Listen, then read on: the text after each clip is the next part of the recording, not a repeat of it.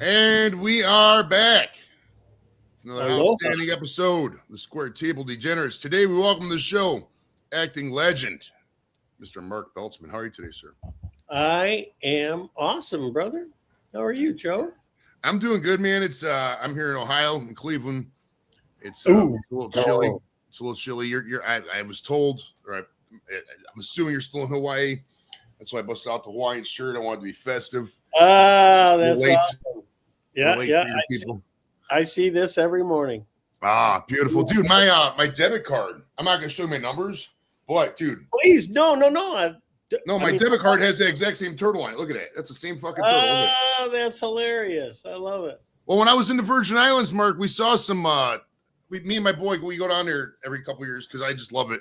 It's great down there. And the last time we went down there, I got to chase a turtle and record it. Oh, it's beautiful. I love those little sea turtles, right, bouncing around.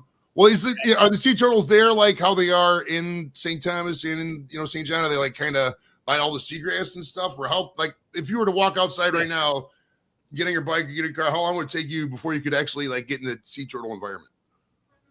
Oh, I swim in I swim in the ocean every morning. I live about 10 minutes drive from my favorite beach, which is called Kiavakapu.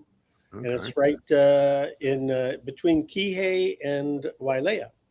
And there's a little reef that I swim over every day. And I dive, it's called shelling.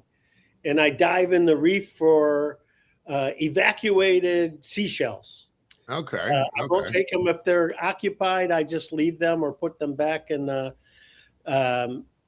octopus are called tako in Japanese, Tako. So they call octopus taco here. So tacos like to eat those seashells. They just suck out the inside. A lot of times they just crush them and eat them, and there's shells everywhere. But the turtles, everything's about food or sex, no matter what animal you are. So if you go to the food source, which is the reef where all the green algae is growing, that's where all the turtles are. And they're there by the dozens, man. They're eating all day, and I see taco and lobsters and starfish. And today I was just sitting after my swim watching whales breach in the ocean. And it's amazing, man. I'm so fortunate. I get to do everything I love. Movies and television, and I'm also a musician. I play the tuba in the Maui Community Band and the Maui Pops Orchestra. We have a concert on Sunday at the Maui Arts and Cultural Center, which is the biggest venue on the island. And I'm really proud and flattered to be part of the orchestra and the band. And I play in a brass quintet. So I keep really busy just doing everything I love. And I'm in the new Lilo and Stitch movie is my most recent role in the industry. But I'm always auditioning for stuff, and I had a movie audition yesterday and several in the past few weeks. And since the pandemic, everything's done by self-tape. So you just do it on your phone at home and send it in, which is kind of a pet peeve of mine. I'm spoiled, right? I was in the heyday of Hollywood in the late 80s and 90s, and you show up at a casting director office and you get me in the room, and the producer and the director, and get me in a room with people, and I'll book the job. No problem. But at home, you got to be the lighting person, the location manager, the wardrobe person, the camera operator, the script supervisor, and you got to do everything yourself at home. And it's kind of a challenge, let's just say. But that begs the obvious question: is that? I mean, you say it's kind of annoying, and would you say it's annoying for the fact that like it lowers the bar? Because like now, theoretically, anybody in the game world can apply for every position, as opposed to back in the day, you had to be like a half hour away and just drive in, that kind of thing. Well, so you have to be submitted by a licensed casting director for the big jobs. There's a lot of other stuff out there, which is what you're talking about, streaming online or doing non-union jobs, which are you're not supposed to do as a union member. I'm a big, supporter of the union. They've paid my salary, residuals, and royalties for the past 45 years. So, it's a challenge, but I welcome the challenge with open arms and a smile on my face. Yes, sir. All right, so it tells me, the internet is a beautiful thing to love the internet. It tells me you were born and raised in Detroit from what I've read and seen. So That's like before the tuba, and we'll get into the tuba a little bit. What did your parents do for a living to guide you? And did your hobbies as a kid include like jamming to Motown and dodging cars coming out of all the big three factories? Like, what was the deal there? I grew up in Detroit, which I loved. I'm still friends with all the people I went to high school with. I came from a very poor, not even middle class family, really. My dad drove a taxi for most of his life, and he got robbed one too many times and then became a custodian for the Detroit Board of Education. My mom just worked in the office at the schools I went to when I was in elementary school and junior high school, which was kind of annoying and a pain to have your mom be in the school and all the kids make fun of you. But they were great parents. I have had an older brother and a younger sister. My whole family has passed. They were all morbidly obese and literally ate themselves to death. Oh, geez. My mom died in 1990. My dad died 2001. My sister died 3 or 4 years ago. My brother died this year. So I'm an orphan. I'm the sole survivor of my immediate family. I win. I'm still alive. I live in paradise, doing everything I love. And I'm just grateful to be alive, honest to God, dude. So, I went to Cass Technical High School, which was a college prep school, and you had to have a major and a minor, and I majored in music and played the tuba, did a lot of that. And then after high school, I went to college to be a brain surgeon. I went to Wayne State University for 2 years, and all you do is liberal arts the first 2 years before you actually, get into it. And I just decided college wasn't for me. I just wasn't into it. So I quit college and played in symphonies for a few years. I played in the St. Clair Shore Symphony, which is a suburb of Detroit where all the Detroit symphony musicians play, a lot of them. Right. And the Scandinavian Symphony and the Royal Oak Symphony. So I played in a lot of music. And then a friend of mine, my best friend, who's still my best friend, Rob Teachman, his parents would have these elaborate parties and they'd invite us kids from high school to come hang out and be at the parties. And I met these photographers. I met a guy named Charlie Schritty, who asked me, could he borrow my tuba for a Lazy Boy chair ad? And I said, sure. And he said, you want to be in it? So that was my first job, was a model in a Lazy Boy chair magazine ad. And then another photographer from that same party, same community, he was one of the biggest photographers in Detroit for advertisement. And he asked me, did I want to be in a TV commercial? And it was just stills. And so I played Tony Baker, the high-low driver, who drove his forklift into 400 refrigerators, and they were having a damaged goods sales. So that became like a newspaper ad and a TV ad, and it was in a local market around Detroit. And then they sold that to markets all over the United States. So I was getting all kinds of checks as a kid. And my mom, whenever a check would come, she would say, see, you could have been a doctor by now. And so that just kind of led me to really falling in love with acting and performing. And I started taking some acting classes. Then in 1985, July 5th, 1985, I moved from Detroit to Chicago to study with a guy named Michael Gelman, who was a director at Second City. And he introduced me to a guy named Del Close. And Del Close was the guru of all improv. Del Close taught John Belushi, John Candy, Bill Murray. The list goes on and on. He was literally the guru of improv and also the acting coach for the Not Ready for Primetime Players, which was the original Saturday Night Live cast.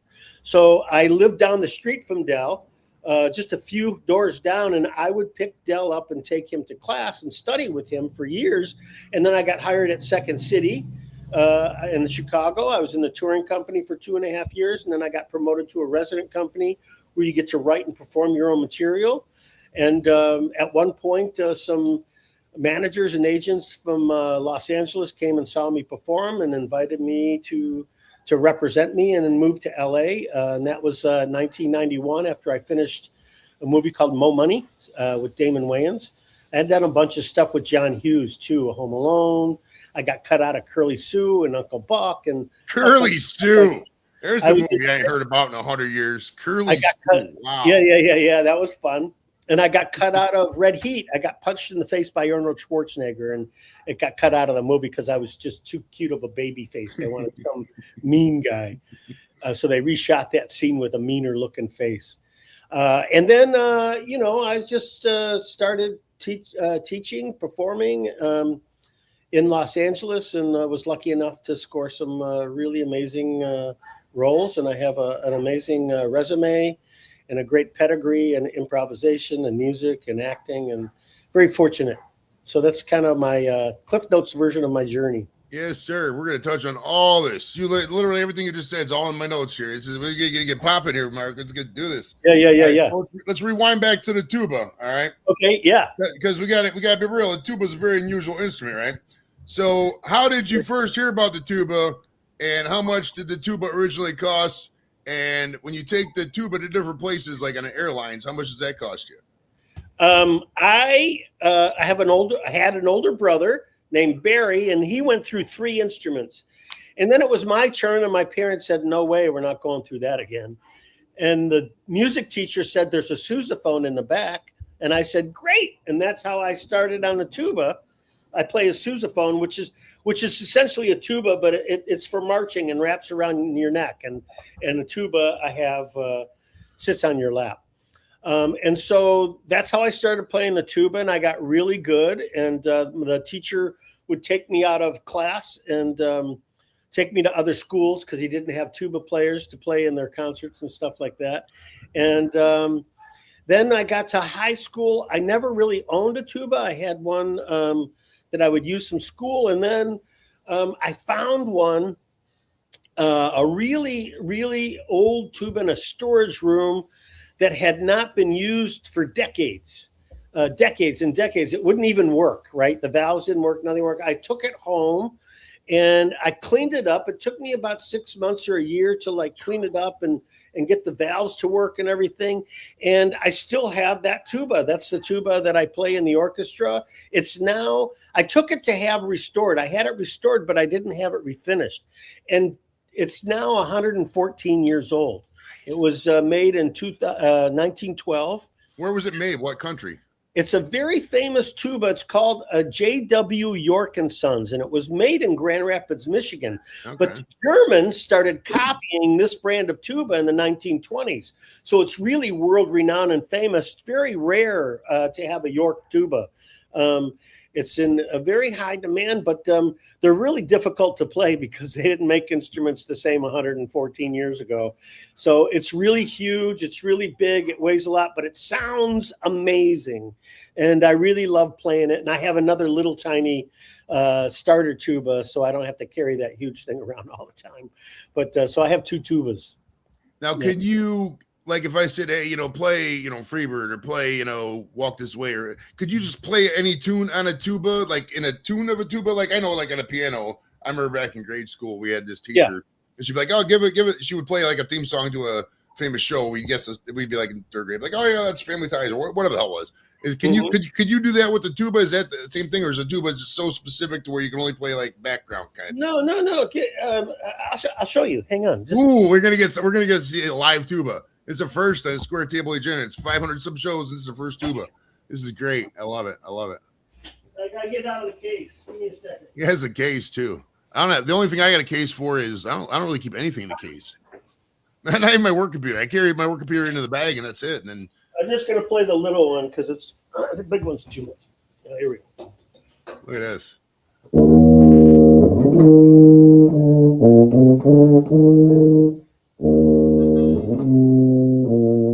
Somewhere out of the rainbow.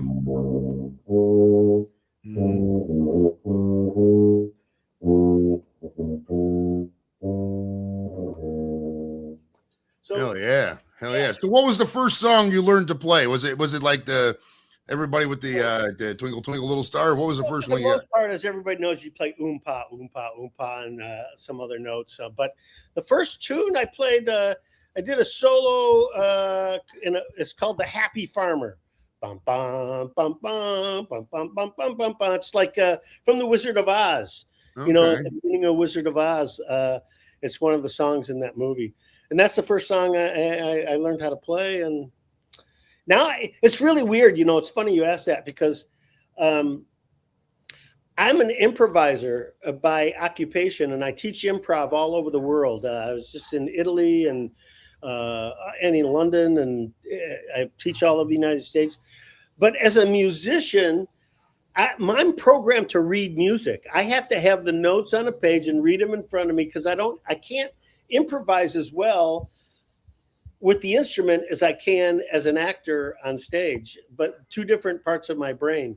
But I can read music and I love playing. And like I said, I had Maui Community Band rehearsal last night.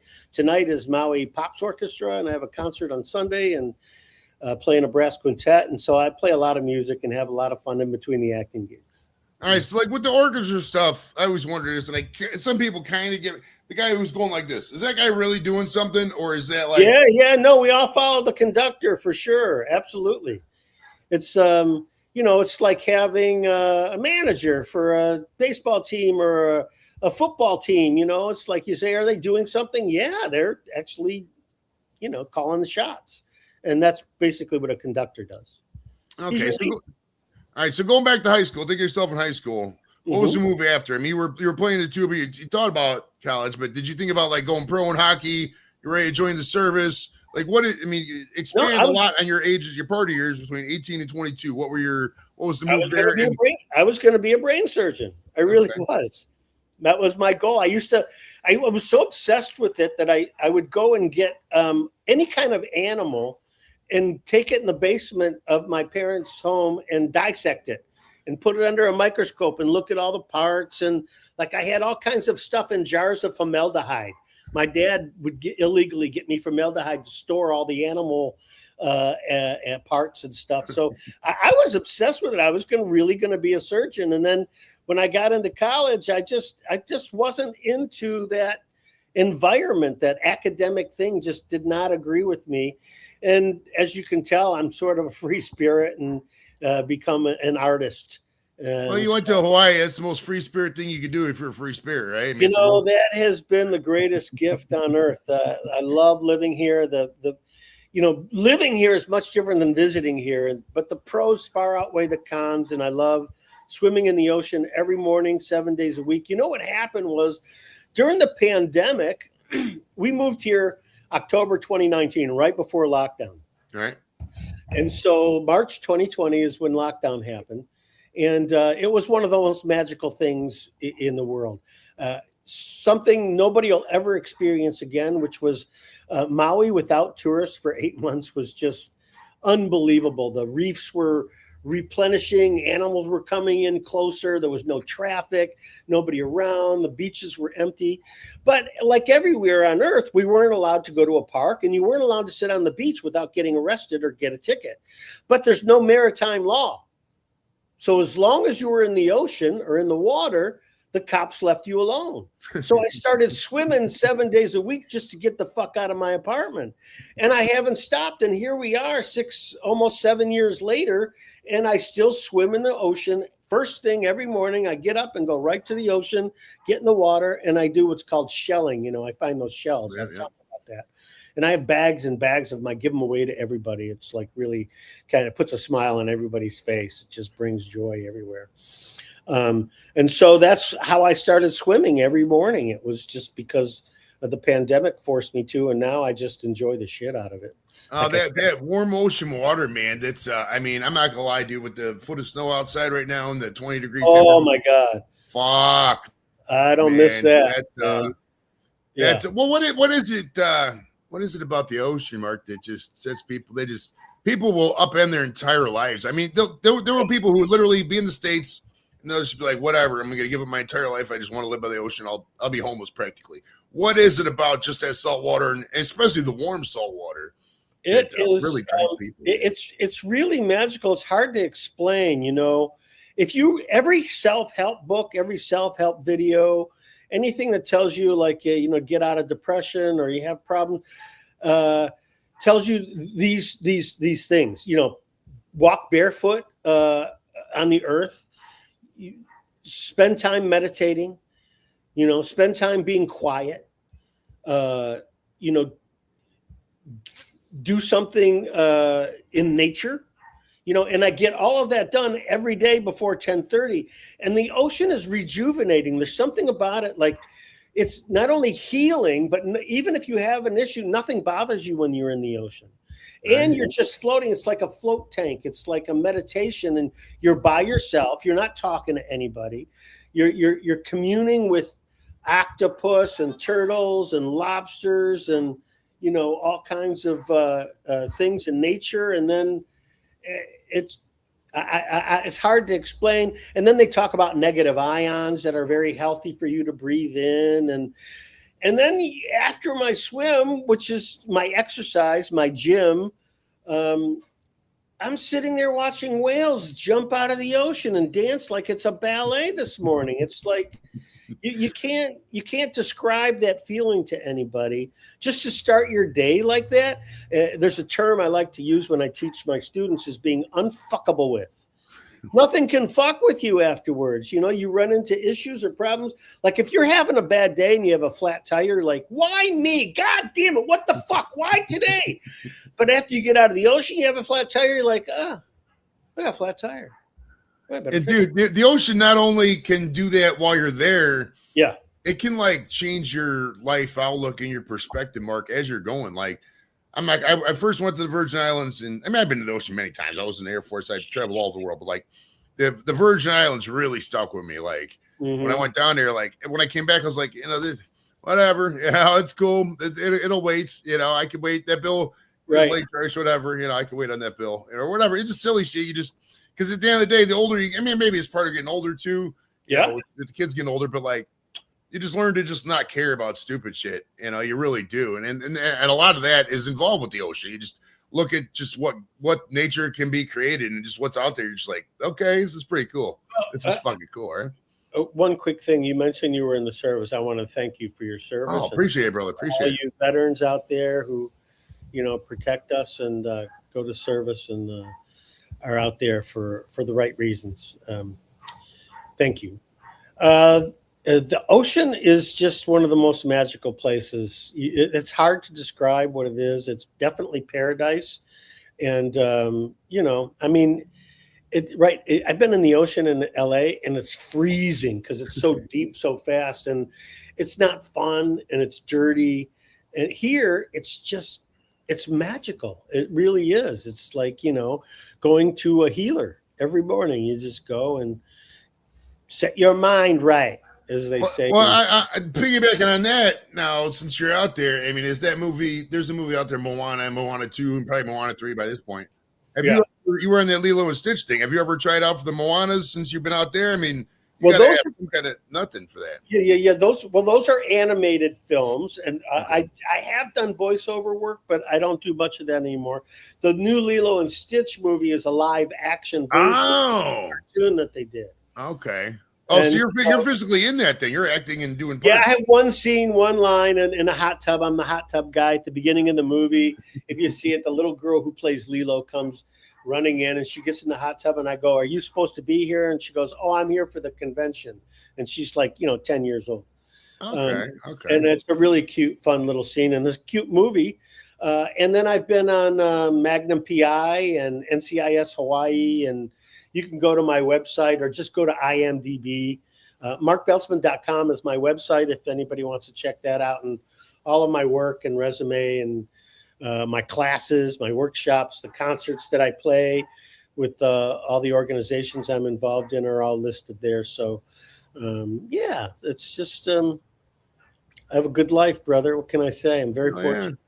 All right, now you were in the Second City. Now explain to me the tiers of Second City, like it's baseball. Like there's AAA, you can call to the majors, and basically, I'm getting at. Did you ever get to party with Chris Farley and kick it over there? I've had a lot of the. I was in Chicago I was only a kid. I was like 82 to 87. I was in Carpentersville, which is about an hour. Hour west of the tower of Sears Tower. My dad worked at an insurance company that was right next door to Sears Tower there back in the day, now Willis Tower. So explain to me all the Second City stuff. Well, at Second City, you audition to get into the touring company. And if you're lucky enough, you get in the touring company. And I spent 2.5 years in the touring company. You get to perform material that's done by and written by all the people who came before you. So the scenes we got to do were all scenes written by John Belushi and Bill Murray and John Candy. And you learn the nuances of what they did so brilliantly that worked on paper, on stage, in front of an audience. You may do a line that they got a laugh and you didn't get a laugh when you did it, and you have to work it and figure out what it is that they did or didn't do that makes the scene work, the beginning, middle, and end. And then if you're lucky enough, you get hired from the touring company into one of the resident companies where you get to write and perform your own material. Okay. And I spent 2.5 years in the touring company, and then I was in a resident company in the suburbs of Chicago called Rolling Meadows. There was a second city there, and wrote some shows there. And then I was in the ETC, and then Farley was actually originally hired as my understudy, believe it or not. Okay, so okay. I could tell you stories about Farley for decades. He was quite a character, and he actually I ended up going to eat. Del Close, who I mentioned before was the guru of all improv, was directing the next show, and Del decided to move Farley up ahead of me. So I went back to the backstage, which is called Second City ETC, and Farley went to the front stage, Second City main stage, which I performed on after he left. But that was sort of like my turn. But Del was quite prolific and one of the most amazing teachers, mentors, and a good friend.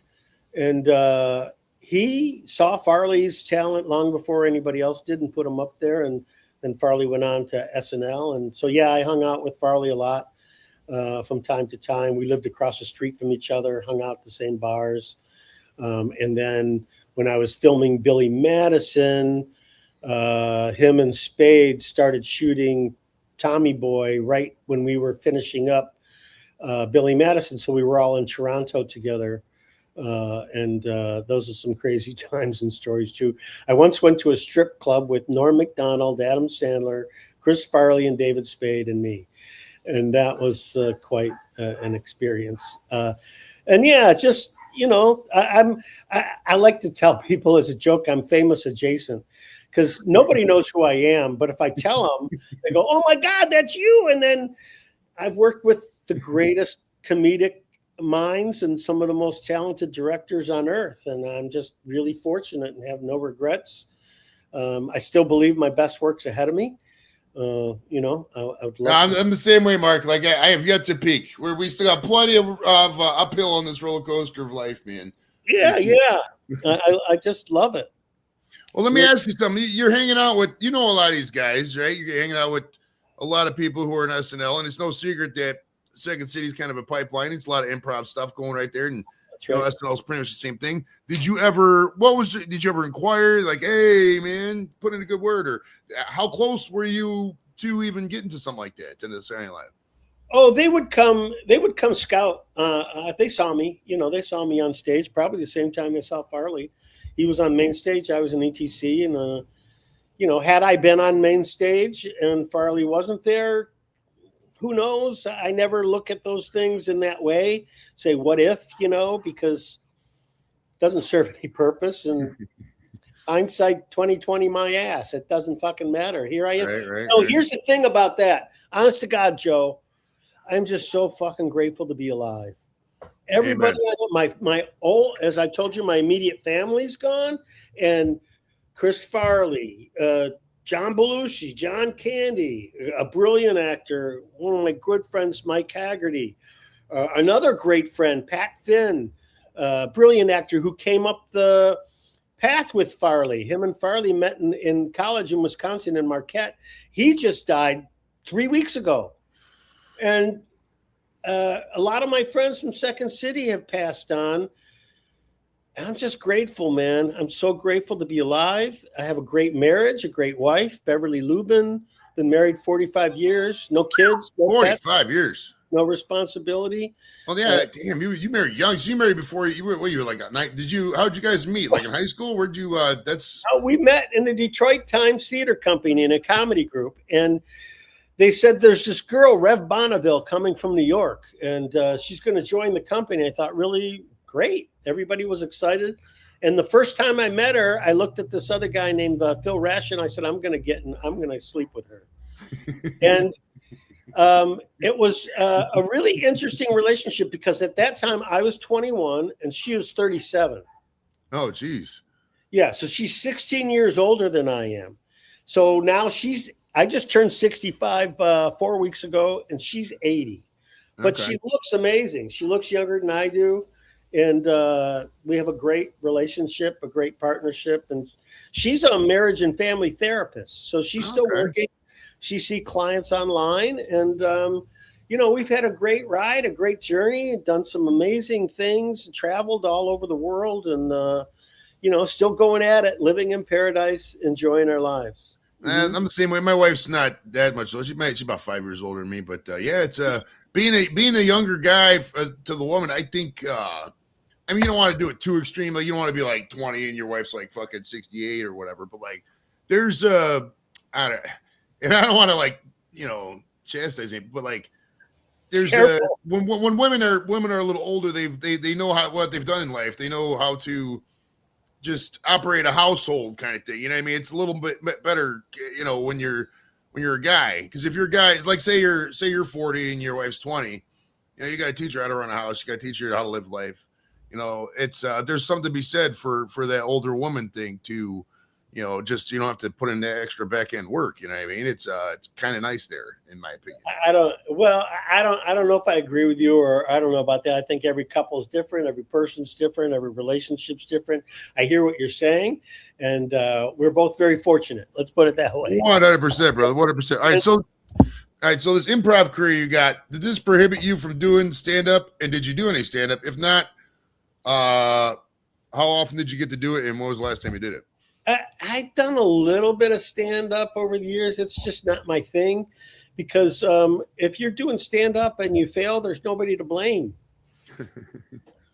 I'm just kidding. I love the relationship. I love bouncing ideas off of somebody and being able to respond and react. Acting is reacting. Yeah. So you got to replace thinking with listening, be in the moment, be honest, truthful, and real, and respond to the actor. And some of the pillars of the things I teach are enjoy where you're at while you're there, be in the moment, right. Replace thinking with listening, be present, figure out what's working and do more of it instead of trying to change and fix what's wrong. How do you know the difference? One makes you smile and one doesn't. We're all born with an internal mechanism that tells us what's working in our lives. So just figure out what makes you smile and do more of it instead of trying to change and fix shit to make your future better. It doesn't work. You have to do what they say in Landmark Education. The forum is something else I did that changed my life. It's a great seminar. And they teach you to take the past and put it where it belongs, which is behind you.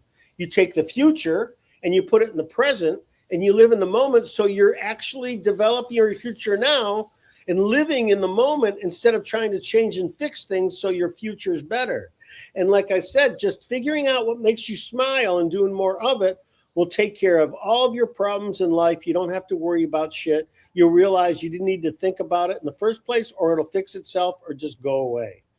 Yes, sir. I mean, it's pretty much great advice. Find what you're good at that makes you laugh and have fun and make money. That's all there is, man. I don't want. I mean, make it work. I think a lot of problem, Mark. You get so many people that they get the questions like, "Oh, what advice would you give to somebody coming?"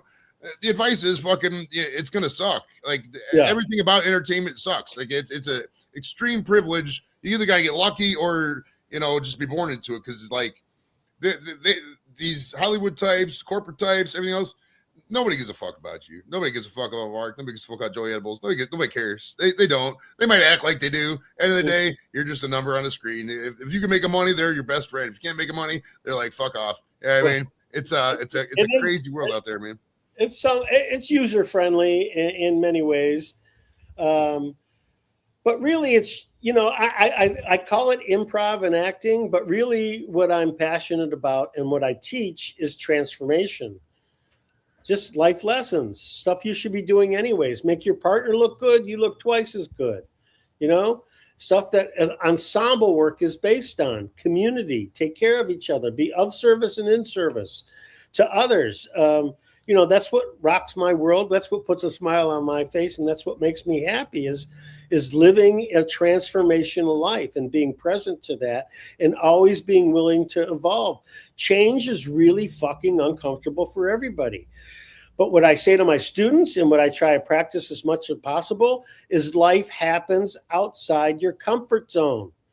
That's where life takes place. All the most pivotal moments in your life take place when you're either at your lowest point or a tragedy happens and you have to rebuild, rethink, and reorganize your priorities to become more happy in a solid foundation, whether it be checking the boxes of mental health, physical health, creative health, and financial health. Those are the most important things in life, and they all follow in suit. First, you have to take care of your mental health and make sure you're happy and you're smiling and doing things you love. That leads to your physical health, which is probably one of the most important things in life is just being physically healthy. And creatively, that's what feeds me as an artist, and that's what feeds all of us as a human being, especially men. We always want to fix things. That's being creative, right?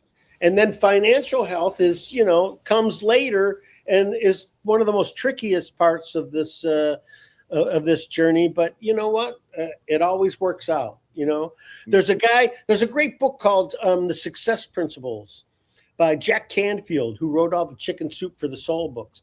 And in this book, The Success Principles, Jack Canfield talks about his mentor, which was a guy named W. Clement Stone, who was an entrepreneur in Illinois, who lived his whole life under the premise that the world conspires in his favor rather than the world's conspiring against me. And that really lights me up and turns me around, because it always works out in the end, no matter how much you worry or how much you fear or how much you want to change or cross to the other side of the road because somebody you don't like is walking down there. Those are the opportunities. That's where being out of your comfort zone happens. And that's where the greatest moments in life take place. Another thing I say to my students is, as an artist, your greatest asset are your mistakes. And as a human being, you try not to make any. So go out there and fuck everything up the best you can and see where it leads you instead of trying to get it all right. Yes, sir. Another book that's really inspiring to me is Abraham Hicks has a book called Ask and It Is Given. Another book that changed my life forever. It's about manifesting. It's about manifestation and manifesting everything in your life. That everybody is creative source energy. And you create every moment in your life, whether you know it or not. Whether it's negative, being broke, or if you say, oh, I want to go on this vacation, but I can't afford it. Well, where you're getting back from the universe is that you can't afford it. Instead, I want to go on this vacation and make it work. I'm going to pay for it and figure out how to pay those credit cards or bills later. You just have to manifest everything in your life. And the more you are positive and in gratitude, then the more positivity and gratitude comes to you. It's just law of attraction. And the book Asking It a Given explains all that. It's by Esther and Jerry Hicks, and Esther channels this being called Abraham Hicks. You can Google it, and there's all kinds of lectures. I've been to them in person, and I listen to them online, and it's just a really great way to find your path in life, to enjoy the journey. There's the destination and the starting point, right? And you can take the path of acceptance or the path of resistance. Either way, and you're going to get to the same destination at the exact same time, no matter which path you take. The path of resistance is filled with tension, stress, and anxiety. And the path of acceptance is just filled with joy, and it's a fun ride skipping all the way. Now, anytime you find yourself on the path of resistance, you can easily just step over to the path of acceptance. But most people spend a lot of time in the path of resistance, either fearing something, bitching about something, judging something, criticizing something, whether it's a person, place, or thing. And I always say you can't give your power away. You can't give your power away to situations, circumstances, or especially people. Somebody pisses you off, love them. That's the last thing they're going to expect. And as they say, you get a lot more with honey than you do with vinegar. And so just stay on the path of really being grateful, enjoying your life, and being present to taking 100% responsibility for yourself and your life. Accountability is one of the most important things to me. It's really lacking in the world right now. Yeah. Admit when you fuck up, man. Admitting fault is such a great trait, isn't it? Like, it just is so relieving instead of covering up the lies or bitching or complaining or turning the story around to blame somebody else. I mean, look at politics these days. There's no accountability in the world. Nobody's taking, all they do is blame the last administration, this person, them, those, he. Just all we need to do is just take 100% responsibility for yourself and your life in that moment, and the rest of it will dissipate, and you'll find the path to acceptance. Oh yeah. Now piggybacking on that, man, and you're in the same boat kind of as me. I still have a brother, but both my parents are gone. But once you're kind of the alpha dog, so to speak, like you have no parents to impress. There's nobody else. How did that change your life? And do you think that changed a lot to people's life? Because like for me, Mark, it's like, I mean, at least my dad passed away. My mom passed away first, and my dad. There's nobody to impress anymore. So like, I don't really have to, not that I was living my life to impress my dad. I'm living my life to feed my family, feed my wife, etc. But like, there's nobody to, there's nobody like, oh yeah, good job, Joe. Now it's just you. Now literally everything I do, I'm the king of the castle. If I want advice, I have to, lean on contemporaries, peers. There's nobody above me anymore. It's just me. Describe how that, affected you, and it was the same kind of thing as me. Well, I can relate to what you're saying, and it's somewhat valid, but I don't look to that. I know my parents are proud of me when they were alive, and I know they're even more proud of me now that, I have a great pedigree and resume and get to do everything I love creatively, and I live in paradise. But to answer your question, I belong to organizations. In Los Angeles for decades, it was the Sterling Men's Organization, and you have to do initiation weekend, and you sit in a circle of men every week. Every Wednesday night in Los Angeles for over a decade, I would go and sit, and you're being held accountable, right? I function much better as a man when I'm being held accountable by other men, and I get the honor and privilege to hold other men accountable, because there's the masculine and the feminine, right? And we function much different as men than women do. They function out of emotion. And not that I'm judging it or criticizing it or it's wrong in any way. As a matter of fact, it's very helpful to learn the difference between masculine and feminine. And so I need to be held accountable by men. And so, like I said, 100% accountable for yourself in your life. If I say I'm going to go to the gym or practice my tuba tomorrow and I don't do it, there's no consequences. There's no parent going, hey, did you clean your room?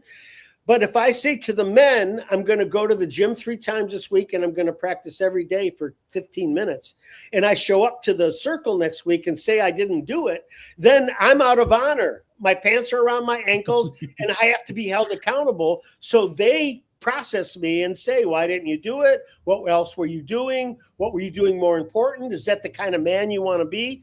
And so here in Maui, I found another organization called the Mankind Project. And I'm sure they're in your neighborhood. You can look up MKP and you can find the opportunity to go sit in the circle of men, either as a guest, or you can go do the initiation weekend, which they offer all over the world. They're doing one here in Maui in a couple weeks.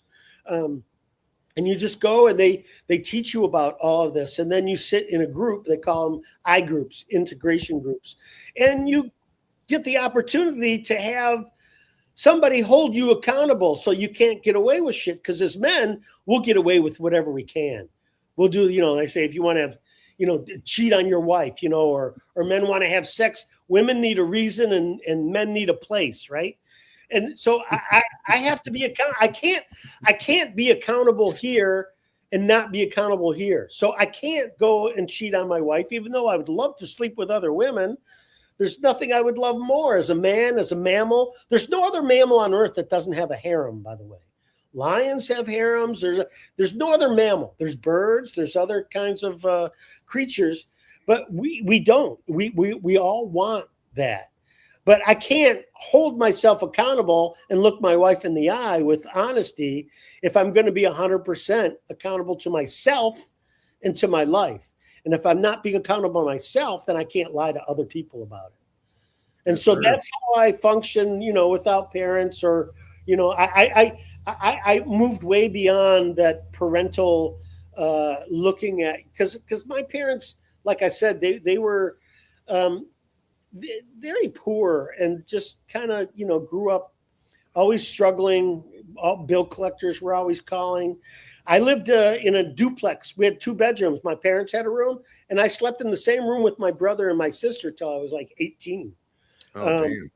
So we didn't have money. We didn't have that kind of. So I wanted a better life and to suit myself. And I realized I need to hold myself 100% accountable for myself and my life, and then everything else will fall into place. And so that's how I take care of that. Yes, sir. Well, you got to the whole line. You got to love yourself before you ever love me, kind of thing. All right. So now let's get back to some entertainment here. So you was when you was reading the audition for Billy Madison, were you taking a poop? And do you call shit poop? No, I didn't. They give you, when you audition, they just give you a couple of pages of a scene. So that scene wasn't part of the audition. I auditioned for Billy Madison, and then I left to go perform at a comedy festival in Kilkenny called the Cat Laughs Comedy Festival in Ireland. Okay. And I auditioned before I left, and then I was in Ireland performing with my friend Michael McCarthy, who's no longer with us. May he rest in peace. And he and I were performing over there in Kilkenny, and I got the phone call saying, you got to go now. You have to leave immediately and go to Toronto where they're filming because you booked the job. And so I had to fly, and I got there was some kind of virus going around. So I got the flu. I was vomiting and fucking pissing out of my ass. And my buddy drove me from Kilkenny to Dublin to get on a plane. And I had to fly from Dublin to Paris, France, and then Paris, France to Toronto. And that's that story. Good old Ireland. So how many times have you been to Ireland and the UK and all that? Do you have favorite countries? Countless times. I performed at the Cat Laughs Festival a couple times. I've in 2012, my wife and I were living in the same apartment in Los Angeles for 21 years, and we were getting kind of complacent. So I was doing a play called Reanimator the Musical with George Wendt from Cheers, who just passed away in May. And I was at his memorial in October in Chicago just a couple weeks ago, 8 weeks ago, 12 weeks ago.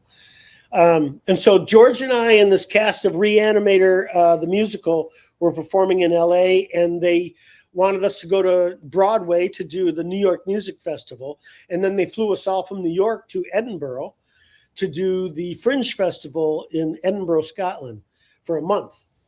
And my wife and I decided she was going to come join me at the end of the run in Edinburgh. So we sold everything we owned in LA.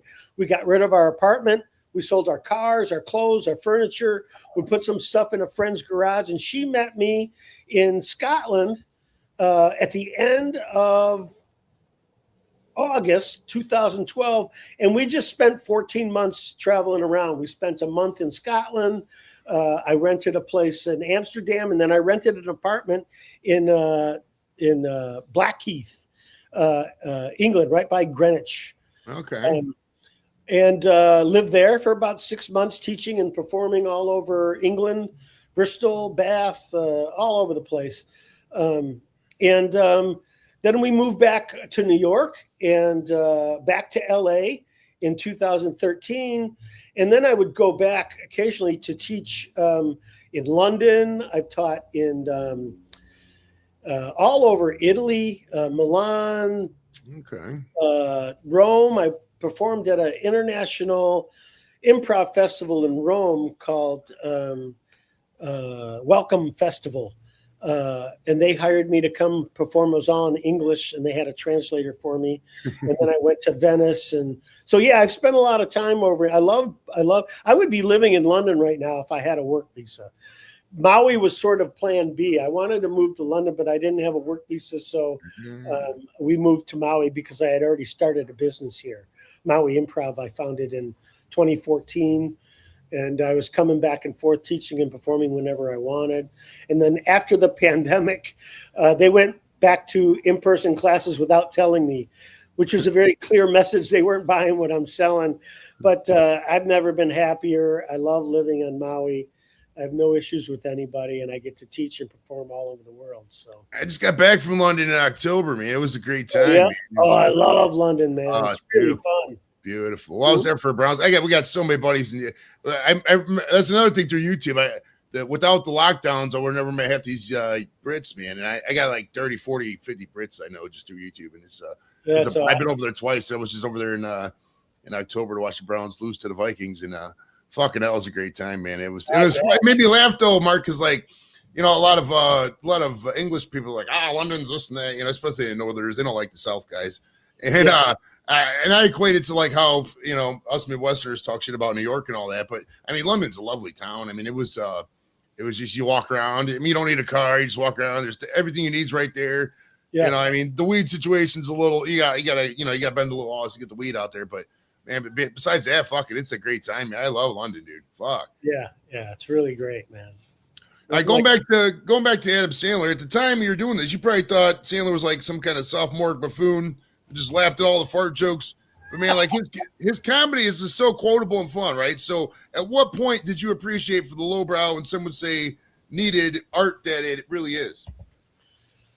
Not until I met him, to be honest. I mean, I always thought his weekend updates thing were very sophomoric and silly, and they were smart. He's really a brilliant writer, and he's great. And I didn't really get him or his sense of humor until I got hired for Billy Madison. I met him on the set, and they were hanging out all the time. And the guy's a genius, you know. He's really taken all of his community on a journey with him. Those guys that he does most of those movies with back then, anyways, Tim Herlihy is his co-writer, and Jack Garaputo is his producer. Another guy named Alan Covert. They all work for him and his company. Garaputo produces his movie. Herlihy co-writes all of his movies, and they all went to NYU together. So he's known all those guys since college, and he's taken them the whole way. And then, of course, he and Farley and Spade and my buddy Timmy Meadows all got to SNL at the same time, and they were all real close. And then after Farley died, Sandler still to this day takes care of Farley's brothers. Kevin Farley and John Farley are both actors. Okay.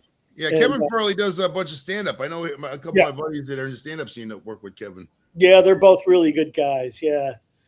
Still keep in touch with all those guys. And the Candy family, you know, you were mentioning the Couch Candy thing. Jennifer Candy and her brother Chris Candy are both actors.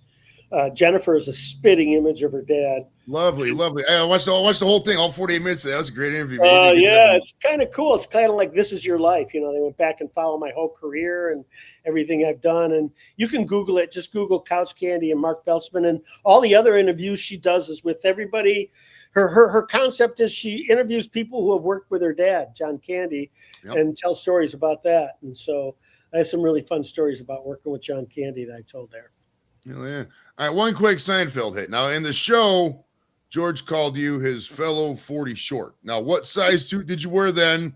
What size suit do you wear now? And being from Hawaii, when was the last time you even wore a suit? Good question. Well, I wear suits because I perform in the Maui Pops Orchestra, and you got to wear a tuxedo. So I wore a suit 3-4 weeks ago, and I'll wear a suit again on Sunday. That suit was they hired at Neil Diamond's personal tailor to make suits for me and for George, Jason Alexander. I think that time, I think I was like a 44 Portly. I was pretty big then. I was much bigger then. I probably weighed about maybe 225, 230. And I weighed myself a couple of days ago. I weigh 185. So I've lost a lot of weight since then. And I'm much thinner. Like I said, I'm just grateful to be alive, honest to God. And those suits, I kept that suit for decades. I had it in my closet. I wore it for a few character things. And then when we went to, I just told you this story about 2012, we divested and got rid of everything we owned and went to Europe for a while. And so I sold everything at that time. I gave all of that stuff to a celebrity auctioneer. They auctioned off the coat jacket, Kenosha Kickers jacket from Home Alone. I was a tuba player in Home Alone, and the suit from Seinfeld. And, I have all kinds of other props, and there's very sentimental. But what I realize is you're not getting rid of the sentimental value. Yep. You're just getting rid of the shit that's been soaking up all the space in your closet. So I got rid of all that stuff, but it was fun. And that's the suit story. Now, the Mustang brings up the swoosh swoosh. Was that that had to have been added after the fact, right? That suit didn't really make that noise, correct? No, it was part of the script that didn't really make the noise. No, it was just a joke in the script. Yeah. All right, now is Seinfeld the one project that you did you're sick of talking about the most? If not, do you have one that you're sick of talking about? If so, what is it? Like in interviews, you get sick of talking about Seinfeld or anything, or no? No, I'm flattered. Like I said, I'm the luckiest guy in Bedford Falls, man. I get to do what I love. I live in paradise. I don't get sick of talking about this. I'm happy to answer any questions about any of this stuff. Yes, sir. I love doing it.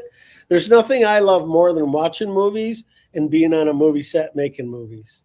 There's nothing I love more. TV as well. I mean, don't get me wrong. Anytime I'm in front of a camera, I'm so grateful that I get to work and make a living doing what I love. But no, there's a couple of really, stupid, silly, non-union things I might have done over the years. I'm not exactly proud of, but nothing I'm ashamed of. That's for sure. No regrets. Yes, sir. All right, now lie to me and tell me the Flock of Seagulls haircut and the Wedding Singer wasn't a wig and they spent like 15 hours doing your hair like that. That came about because I had done Billy Madison, and Sandler promised me a role in Happy Gilmore. Okay. And they wrote out my part before they even started filming. And Sandler said, sorry, man, we're not going to use you. And so when it came to Wedding Singer, he just contacted me, called me up and said, hey, man, I want you to come do this part. So he called me down to the set. They put me in hair and makeup and made the whole wig thing the day before we shot it. And then he said, okay, meet me at this location, which was the LAX. It was literally shot at the airport. Okay. He said, meet me there. And that's where we shot that scene. And the funny story about that is his line was supposed to be, hey, you like Flock of Seagulls?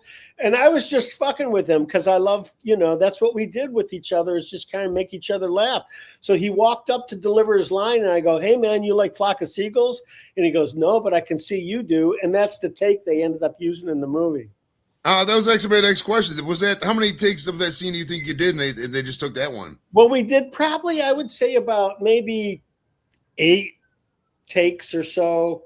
Okay. 10 at the most of the right way. And then I did that one outtake is what they call it.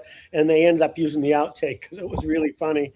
And I think Sandler's reaction was really funny as opposed to the other takes. Yeah. Okay. Now, this is a conspiracy question here, but is it true that the role, the clerk role there at the airport was supposed to go to Farley, but they got you as a last-second replacement because Farley was not available? If not, have you ever had another role that you were about to get as a result of somebody died and you were next up?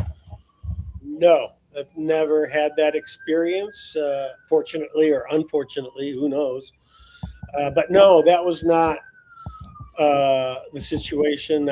He purposely cast me in that role originally. Okay.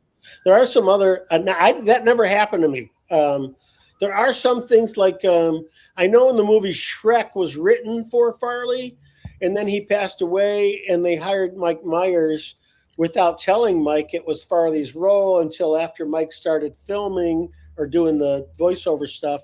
And then he found out it was written for Farley. And if you watch the movie, it's kind of obvious. The whole character of Shrek is built more like Farley, and it would have been a completely different movie. But of course, Mike Myers is brilliant too, and he was fun to work with. I met him at Second City as well, and he's a good guy.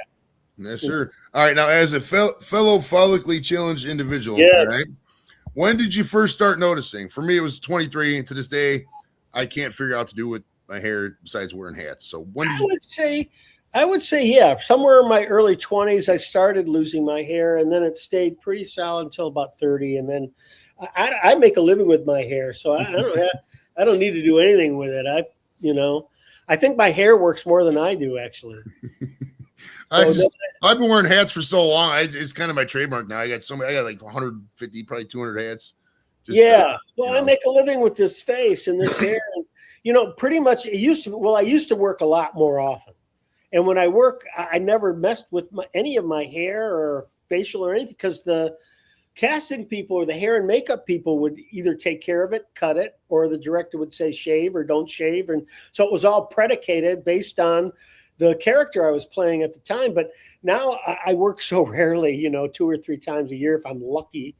I just kind of just let it go as it is. I had an audition to play a Hispanic guy a couple days ago. I had a movie. They want me to play this guy, yeah. So I kind of grew this to make it look like an old cholo. I was a cholo guy. So. Hey, all right. Speaking of being confused with people, have you ever been confused for Artie Lang because you work with Norm Macdonald? Now, I saw Norm do stand-up in 2007.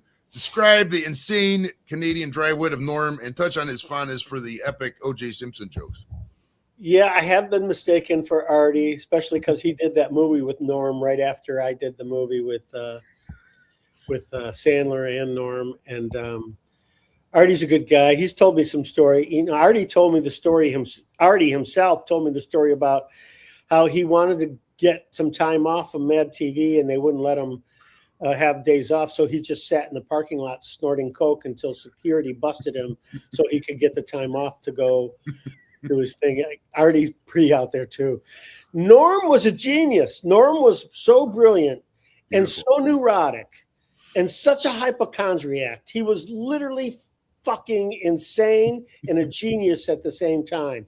I can't tell you how many hours I spent in the van waiting for Norm because he didn't wake up on time for our call and he had to take a shower. And I'm sitting there like, come on. And then there were some great fun stories about Norm. Like he had I like, Norm, how many doctors do you have? He's like, I don't know, 9 or 10. And I'm like, what? He goes, yeah, I have a cardiologist. I have a ears, nose. He goes, well, you don't know when I'm sick. He just always had to keep tabs. Then he ended up fortunately dying of cancer. But there was one day he was on set, and Norm was a smoker, but he wanted to quit smoking. So he had a pack of cigarettes. He took a cigarette out and smoked it. And then he ripped over the pack of cigarettes. He ripped it up and threw it in the trash. He goes, I'm quitting smoking. And then he calls an AD over. He goes, go to the store and buy me another pack of cigarettes. And then he'd open the pack of cigarettes and he'd smoke a couple and he'd rip it up and throw it out. And so he was literally just a crazy genius. And everything he did was just brilliant. His stand-up was brilliant. He was a very sweet man. He was fun to hang out with. And we had some really fun times. He was a good guy. I'm so fortunate. Farley, Candy I got to work with. Jim Belushi, I spent years on his show, and his brother John was just one of the most amazing guys. I never got to meet him, but I was friends with that family. And like I said, I'm the luckiest man in Bedford Falls. Fucking A, man. You've lived quite the life. Yeah, man. Speaking of Jim, man, you did a bunch of them episodes. Now, does Jim just like talk about the Bears all day? I mean, what's the deal there? Jim likes women. Jim pretty much talks about women. These guys, just saw him a few weeks ago at George Wentz Memorial in Chicago. We were hanging out for a minute. Jim is Jim. Jim is just a very type A personality, really funny, hard worker, always chasing money and women. That's Jim. All right. Well, speaking of the Bears, it's no secret that this is the first time the Bears have been in the playoffs and got beat in a while. You're a Bears and Cubs fan, right? So you're a Chicago fan? Big time. Yeah. Well, I was born in Detroit, so I'm a Lions and a Tigers fan, but I moved to Chicago the same year Jim McMahon got there. And Super Bowl of course, shuffle. I was there too. I think one season, Second City had season tickets for the Cubs. I think one season I went to 36 games Okay. that year. So yeah, I love Wrigley Field. I love the Cubs, and man, I love the Bears. You know, we had the Frigerettes and the I was there. Like I said, I was in 85 to 82 to 87. I was there. I tell you a really funny Jim McMahon story. Is I had just finished co-starring in a movie called Mo Money with Damon Wayans, and the movie came out. I think it came out in February, and then I happened to be in Chicago, like right around the end of March, beginning of April, and it was baseball season had started. So, of course, I love the Cubs, and I was in Chicago doing a play called Wild Men. I had replaced George Wendt in a musical called Wild Men, which was a great, great, great musical. And so I was getting recognized by a few people, mostly friends, but strangers too, would say, "Hey, man, were you that guy from Mo Money?" I was like, yeah. And so I'm at Wrigley Field, and I'm sitting there, and everybody is turning around and staring at me. And I'm like, oh, shit, man, this is what fame is like. Fuck. I turn around at some point, and Jim McMahon is sitting right behind me with his kid. They're all looking at Jim McMahon. They didn't give a fuck who I am. Nobody knows who the hell I am. So it was really funny. And so Jim was sitting behind me. It was like really great. McMahon, man, what a quarterback, right? He played for Bounce for a little bit. Love McMahon. Yeah. He went to Brigham Young University, man, right? Yeah. For those who don't know, BYU is like a strictly Mormon school. Right? You're not supposed to drink, have no premarital sex, smoke cigarettes, etc. There's no fucking way the amount of beer that guy drank, he didn't fucking violate every single rule. Oh, come on. Catholics are the worst offenders of all that shit. That's me. I'm Catholic. I know. I'm hip. I'm hip. Well, it's funny, the Catholic thing, Mark. Fucking, I remember I was talking to Siobhan Fallon a couple years back, and she said Farley went to church every week. She said he was the most religious guy. You would never think of it, but he would always go to church. That's true. No, he was very religious, went to church all the time, and did a lot of community service.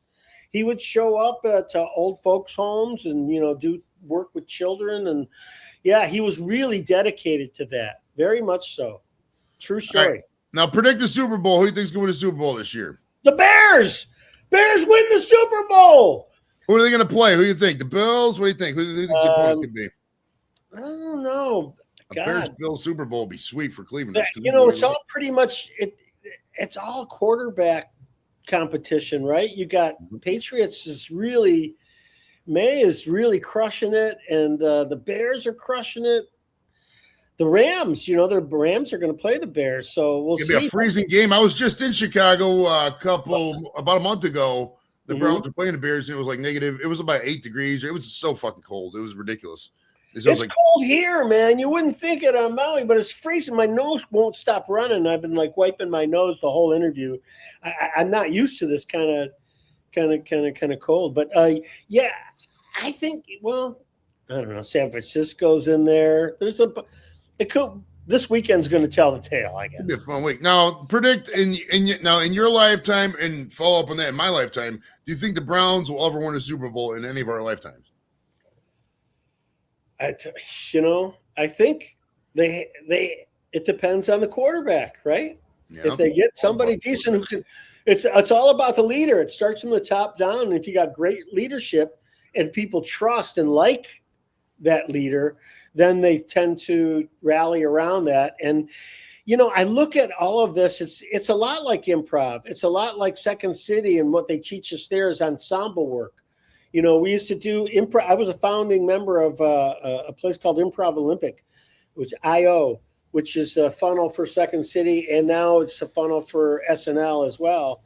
But we used to have team competitions, and Del Close, when he was teaching us, would say improv basically is a team sport.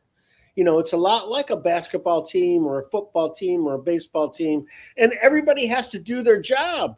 And everybody has to really pitch in, and it's a group effort. And that's what ensemble work is. And I believe that's, if they can, in Cleveland, if they can put a really good ensemble together with a good leader, they have a chance, but that has been yet to be seen. Yeah, my lifetime hasn't happened, so we'll see. We'll see. All right, now tell me Well, about they said that about they said that about the Cubs and about the Red Sox, so you never know. Come on, brother. that Cubs one, man, that hurt me so much. I'm a diehard Tribe fan, man, and Yeah, I got to tell you a story because like I'm 49. I was born in '76, and before I was born, the last time a Cleveland team won a championship was 1964 at the Browns. And I live, eat, and breathe Cleveland sports, as you can tell by my background and my hats. Yeah. And man, when the Cavs won that, dude, I went all out. I got a hotel room downtown. I got a fucking fit the crown, a quarter ounce of weed, a case of beer. We stayed at the casino. We partied. I was overwhelmed. I just sat there on Ontario Street, looked up at the thing, and it's like for like an hour or two. It was crazy. But man, when the Cubs were playing the Indians there in the playoffs. Yeah. I could just feel it in my veins that it was just the curse was back or something was going to happen. I was upstairs. I was half hungover. I was just like, all right, let's watch the game. Oh, yeah, we lost. Boom. Sleep. I could just tell that it came. And it sucks because I got a lot of buddies in Chicago, and they constantly fuck with me about the Cubs. They too. And because I had to, I had a bet with my buddy because, you know, like I told you earlier, I was living in Chicago in the 80s, and I still got some buddies out there. My buddy Paul Killer, we had a bet with him. That you know, if the Tribe wins, you know, you wear the Indian shirt in your profile, and I had to wear a Cubs profile picture. That hurt me so much, bro. I actually went out and bought a Cubs World Series title shirt, and oh my goodness, man, oh my goodness. All right, now tell me about the film you did with Larry Hankin, and then after that, describe to me and the viewers why Larry Hankin is low-key a Hollywood legend like no one else has ever fucking seen, in my opinion. Larry's really interesting character, man. We'd hang out a lot because of the improv world, right? He was in the committee in San Francisco in the late '60s, which was very prolific in the improv history, and we met on Billy Madison. You know, Larry and I both co-starred in that movie, and we had a lot of fun hanging out there. And he would come do some of the shows I was performing in LA. I used to do this show called Tuba Czar. Tubaczar. I was the czar of the tuba, and I would invite other artists to come play their music. They would just have to write me a tuba part. So I would get people like Lawrence Juber, who was Paul McCartney's guitarist in the Wings, and Marcy Levy, who wrote Lay Down Sally for Eric Clapton, and some brilliant songwriters, Gary Stockdale and Cynthia Carl, and amazing people around LA to come play. And I would have comedy in the show as well. And so he would come and do a monologue or something and come hang out and perform with me on stage. And Larry has a really, he does this, he has a homeless character named Emmett. And he's been writing scenarios for this character for probably 40 or 50 years. And he does this thing. And so he did a small short film called Emmett and Something Land, and I did that with him. And also there's another movie, I forget what it was called, but he and I worked on that with Howard Hessman from WKRP, and Howard was also in the committee in the late 60s in San Francisco. And so those guys are the foundation in the history of not only comedy, but laying the foundation for, sketches. Carl Gottlieb was in the committee also. And Carl's one of the most prolific screenplay writers around. He co-wrote Jaws, The Jerk with Steve Martin, a lot of them really amazing, not only comedies, but dramas, Steven Spielberg movies and stuff like that. And so those guys, and those guys were not only my heroes and my mentors. And this is the greatest part about working in Second City in this world, is your heroes become your friends, and you're now you're friends with your heroes. And so Larry was always one of my heroes, and he's still working to this day. I think he has a book out, something I haven't. Oh, the other guy, dude, I've had him on twice because I had him on once. I talked to that guy for 3 hours and 45 minutes, and it's like talking to. It's like talking to Moses, right? It's like, here's the guy who worked with fucking Clint Eastwood, Matt Perry, anybody you could think of in Hollywood. This guy's got a story about, and my goodness, what? And if AI is scaling this, right? What's that? Alcatraz. He's in the next to Clint Eastwood. I mean, that guy. How awesome is that, right? I mean, geez, Clint fucking Eastwood, right? My goodness, dude. And Larry Hankin, he's the kind of guy. He's going to live to be 129 years old. He's going to be the oldest guy in the world. You mark my words. AI, if you're listening to this in 2040 or whatever, Larry Hankin's still going to be around. And 20 years after that, he's going to be the oldest guy in the world because people like that just. I don't know what his regimen is or how he takes care of himself, but I've never seen just a sharp mind. Man, a couple guys of that age, 85 or higher, who are just that articulate and that smart and just can bring up just stories off a whim, just talk like we're doing right now. But at such a, my goodness, what a legend, bro. I just had to bring up Hanky because I just love that guy. Awesome one of the most underrated talents in Hollywood for sure. Yes, sir. All right, what are some locations you have filmed at that were so amazing that you went back? You kind of talked about this a little bit, and potentially give me a couple that you filmed at and you're like, yeah, no, when you rethought a visit.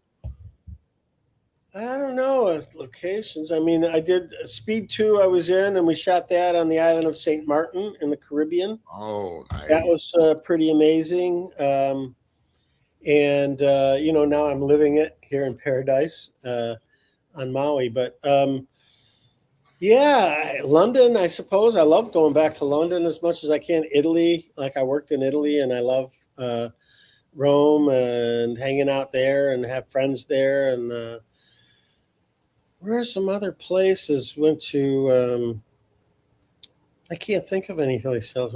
Scotland, yeah. Ireland was great. Love Ireland, love Scotland, all that. UK is just the whole island. Last time I was in the UK, I was in London, staying at a buddy's house, teaching some workshops, and about to go to Milan, go to Italy to teach for a month. Springsteen was playing in Cardiff, Wales, and I was like, hey, let's go to the concert. So we drove from London to Wales, and we saw Springsteen in Wales, and it was so exciting. And then I bought tickets to see him in Milan the day before I was leaving, could come back to Hawaii. And he got sick and canceled his concert. Otherwise, I was going to see him at the beginning of my tour and at the end of my tour. But he had to cancel. So I got to see Bruce in Wales, which was really interesting. Okay. UK crowds don't party like American crowds. They're very reserved. Well, it's funny, man, because I was over there for that football game, right? And it was played in a soccer stadium. They played at the Premier League stadium where Tottenham Spurs plays. And man, the seats, I'm used to, like, since the 90s, we've had cup holders and seats. And this is a brand new ass stadium, 2-3 years old. There was not one cup holder in the entire thing. That drove me up a wall. And the seats were I'm a tall guy. I'm 6'3". So like there was no leg room on the seats. Yeah. Like when we're here in the States, if you're stadium, you stand up, people will walk by. There's no room for that. You're kind of flipping them over like it's you go to see any production on the West End in London, and all the seats are like that. You're just, people weren't that big back then. Maybe just as Americans, we have a bigger concept of space, but like even the roads and their driveways and their concept of a house, they're on top of each other.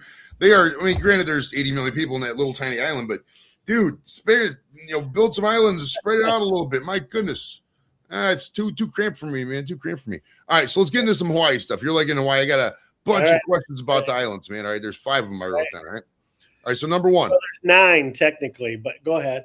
All right. So the number 1 question, the first question I got is, I have been told that the weed there is amazing. What does an ounce typically cost, and does the entire island smell like this beautiful plant? No, the island doesn't smell like that. The weed is great. I can get an ounce of the best Maui Wowie you've ever smoked for $125. Okay.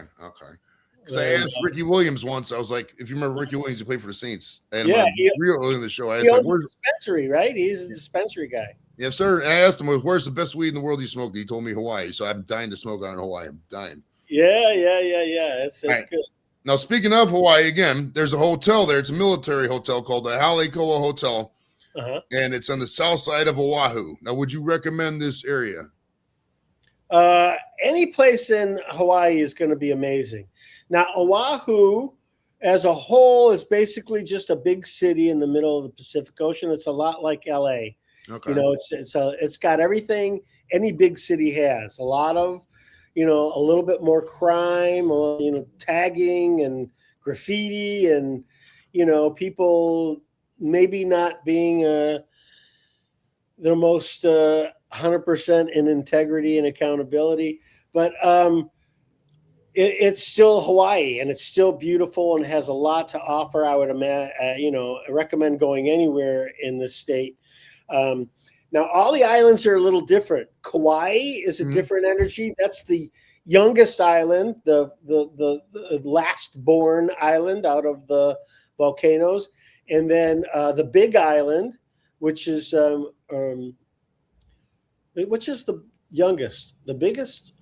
Anyways, the big island of Hawaii may be the youngest, but that's Hawaii. That's the Big Island, they call it. And then I live on Maui. And then there's some other small islands.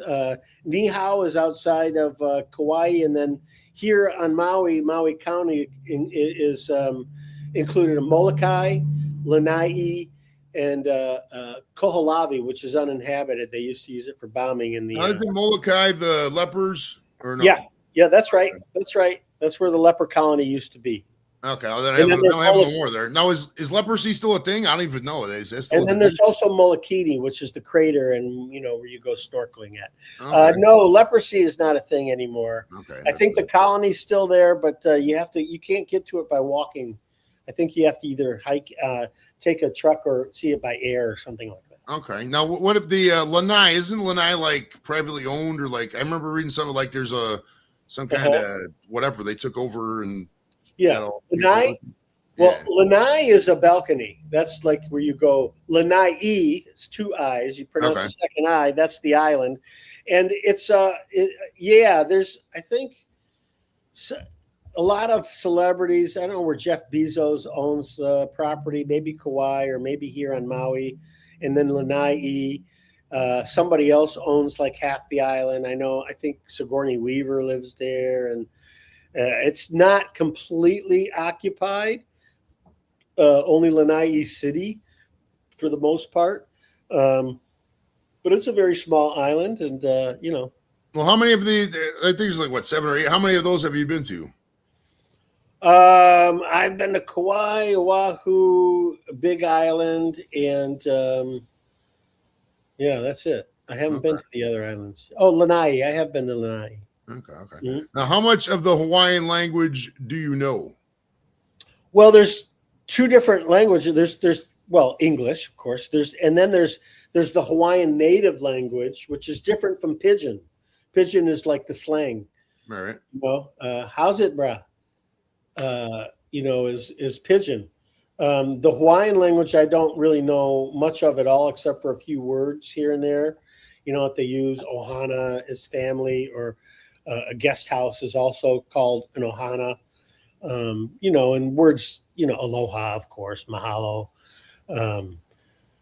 maybe kalikimaka, Merry Christmas, stuff like that I can say. But a lot of the guys here speak Pidgin, which is hard to follow. I can't speak it. Like I can say a few words. I can understand it more these days than I used to be able to. But some of my friends who are locals or grew up here, native to Maui, speak real thick Pidgin, which is really fun language, and it's challenging to follow. Definitely, yes, I don't know how to learn it at all. Mustang wants to know: did that fire that they had a little bit back, did that affect you at all? Oh yeah, there's still a dark cloud hanging over everybody's head. I mean, Lanai is on the west side. That's a 45-minute drive from me, and that's where the whole town burned down. But at the same time, at the exact same moment, there was a fire up country in Kula, and it was starting to come down towards where we live on the south side in Kihei. And I can show you pictures. It came just to the other side of the highway. We live up against the highway, and the fire department was able to stop the fire from crossing over the highway and coming to us. So our car was packed. We were ready to evacuate. Most of our neighbors had already evacuated. We kind of waited it out, and thank God the fire department and the firemen, thank God for first responders, all of you guys, you veterans and first responders. I have the utmost respect for all of you, and thank all of you. Mahalo, as we say here in Hawaii. So it came close, and it's still affecting us. It'll take decades to rebuild Lahaina for sure. And there's some areas up in up country that still need some love and care. All right, now have you ever played the Tony Hawk games where you can go to a skateboard in Hawaii? And also piggybacking on that, have you ever been on a skateboard? No, I'm too dangerous for my ass, man. I'm like I said, I'm just lucky to be alive. I don't need any other high percentage danger areas than my daily life of swimming in the ocean and imbibing in substances on my own behalf. I like imbibing the substances. If I wanted to go swim in the water, it'd be pretty cold right now. The lake's about to freeze if it's not frozen right now. Water was cold here this morning, but nothing like it is there. My goodness. All right, and the final Hawaii question. I heard you could snow ski down there. Have you ever snow skied in Hawaii? No, I've never seen the snow, but it gets really cold and it's really low. The volcano, the dormant volcano here on Maui is called Haleakala, and they get snow up there maybe once or twice a year, but it doesn't even stick for the most part. And then on the Big Island is very high up there at Mauna Kea. They get snow, and you can actually go skiing up there. But I've never been up there when there was snow. Okay, and we'll close this out with some silly questions. All right, we always like to have. And the volcano is really a cool thing about the Big Island too. The volcano's been firing off for. Yeah, I seen some of that videos, man. It's pretty wild. I saw one guy. He sacrificed his drone. He's like the title of the show was I sacrificed. Yeah. I saw that. That was cool as hell, man. I mean, you're never gonna be pushed like that again. Years ago, we were over there when it was going off, and we took a helicopter ride over. We could see, and he went down, and you could see the smoke and everything coming up from the volcano. And then we landed, and my wife and I drove over there, and you could hike in. And we hiked in around sunset, so we could see the lava was flowing, and then the sunset, and you could see the rivers of lava flowing down into the ocean, and actually watching Earth being formed. Cool. And it was just one of the most magical things ever. So that's like watching a bunch of babies being born, right? They're creating. It is. Shit, man. It's dangerous and it's toxic, but it's magical. All right. So these next several questions are very silly, but that's how we are around here. We like getting high. Go for it. All right. What kind of dishwashing detergent do you use? That's my wife's department. Something natural. I could tell you. It says 365. It's the Whole Foods brand. Okay, we use Dawn, or Dawn, or whatever the drug mart knockoff is, I guess. How long could you sit in a library and do nothing before you would fall asleep? Depends how stoned I am, I guess. Library, I'm not much of a reader. My wife loves the library. She's always going and getting new books. I like to read biographies when I get the opportunity, when I'm on an airplane or something like that. I mostly read scripts and stuff like that, or prepare for classes. I'm always reading. It's been forever since I read a paper book, dude. Because I'm a YouTuber, so I'm on YouTube all the time, and I'm online all the time, and my work job is on the computer all the time, and constantly. But you could read stuff on your phone, you can watch documentaries, and you could, it's like a lot of these people, Mark, are like, oh, you're not smart if you don't read books. I don't know, man. I think a lot of these people who read books use that as an escape to from the real world. Like my actual life is, in my opinion, I don't know, is a lot more exciting than some of these books. It's I don't know. I don't know. Maybe I'm just arrogant when I say that, but I'm not the biggest reader. I'm not a big reader. I'm more of a doer. I like doing. Right. No, for sure. All right. What is your favorite airline you ever been on, and do you have a least favorite airline? I don't know. I took a Virgin flight once, and that was really cool. It's got watered down. It used to be you get your own private screen and you can watch movies and stuff. And nowadays it's like they want you to bring your own device and stream shit. And it's like it's not my thing. I'm a very simple, grace and ease kind of guy. I'm a minimalist. When I go swimming, I wear a mask and a snorkel. I don't wear fins. I don't wear a wetsuit. I don't wear, I'm a real minimalist. All right. When was the last time you were at the zoo? Lincoln Park Zoo, just when I was in Chicago to go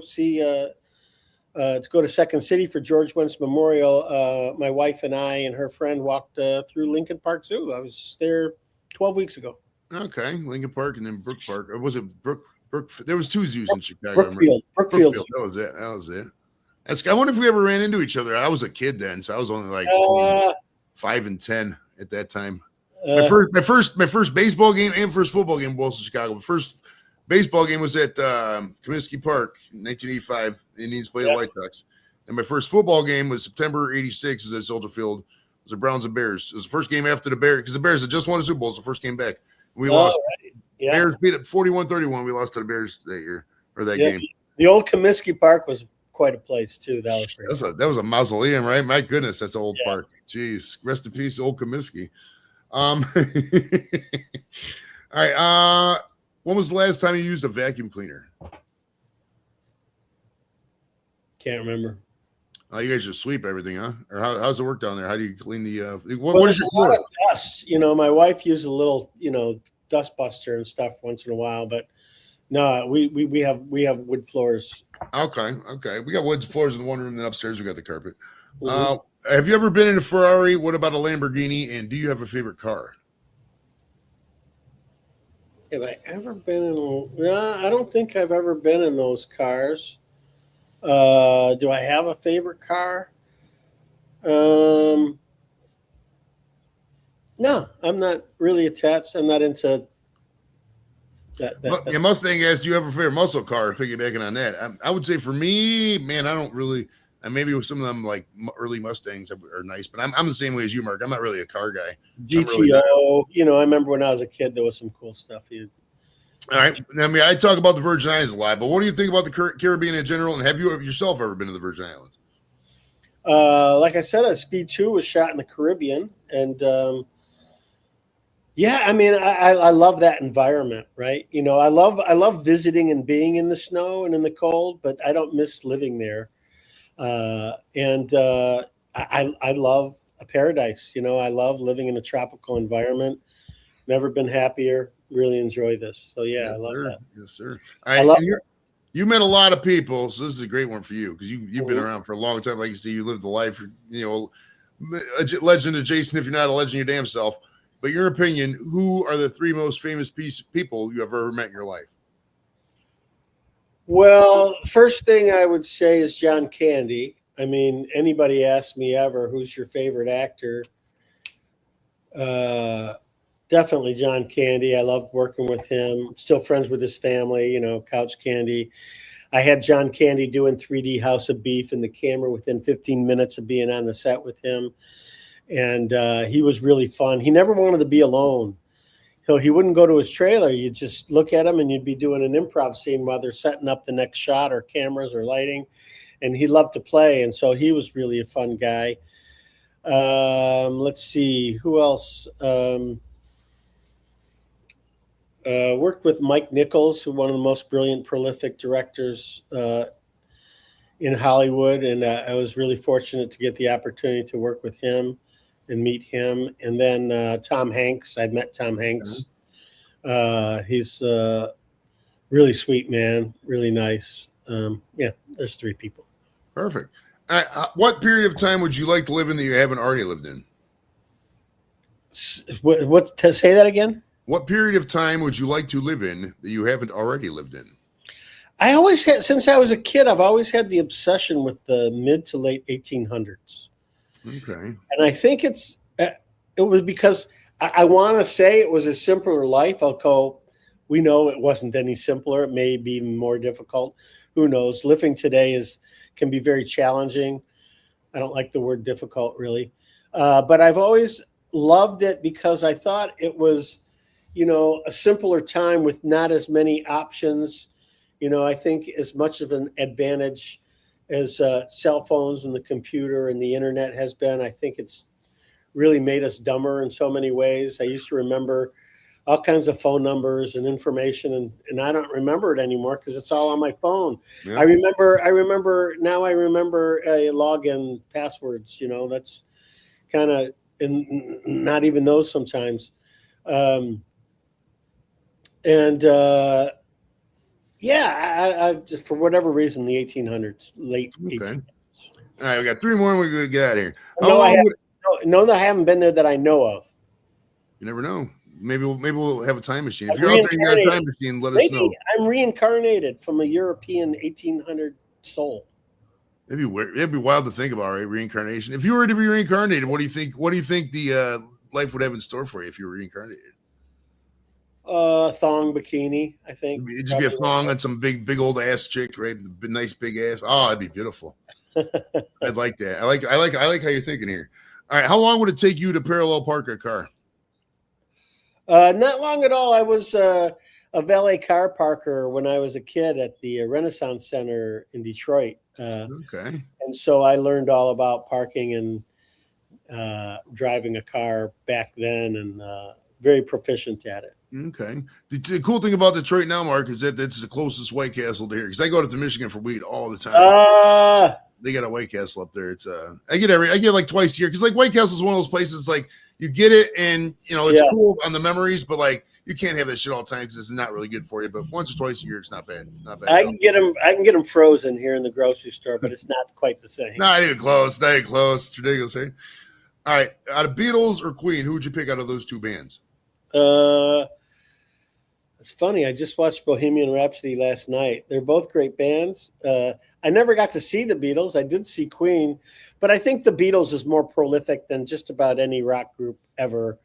Just from the era they came with and the foundation, they putting together all the blues and the way they took from all different kinds of music and built rock and roll. I think that would be my choice. Yes, sir. All right. And what is something you haven't done yet you are sure you're going to do by the time you're 70? And what is your advice for your future self?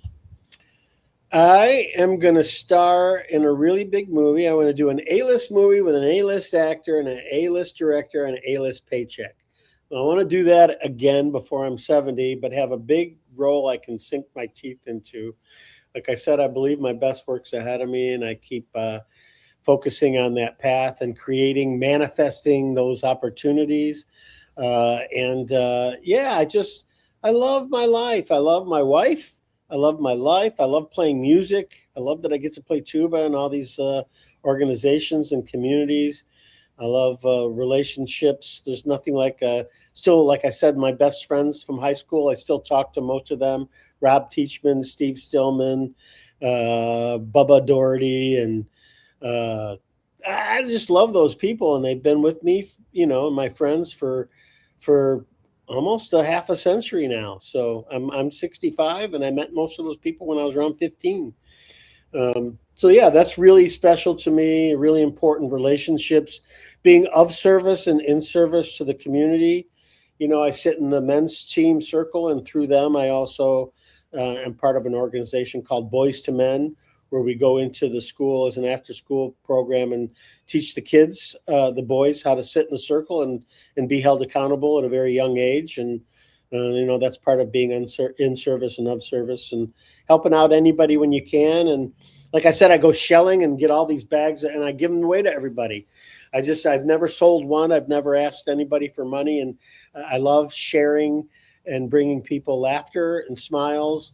And, that's kind of my love language. Mm-hmm. Yes, sir. We'd like to thank Mr. Mark Beltzman for coming out. It's been an honor, brother. This is a great show. Be sure to check him out at markbeltzman.com and have some fun, guys. And we'll see you next time. Thanks, Joe. Yeah, it's been really fun talking to you. And thanks to everybody. And check out markbeltzman.com. I'll fly anywhere and teach a workshop. If you're interested in putting something together, contact me through my website and let's talk. And any way I can support you. I do a lot of private acting coaching or just life coaching. Like I said, what I really am passionate about is transformation. So if you're, struggling in life, or you have issues, or you're doing really well and you want to do better, just give me a holler and maybe we can fit in a session for you, and would love to help, be of service and in service to anybody I can, anywhere I can, anytime.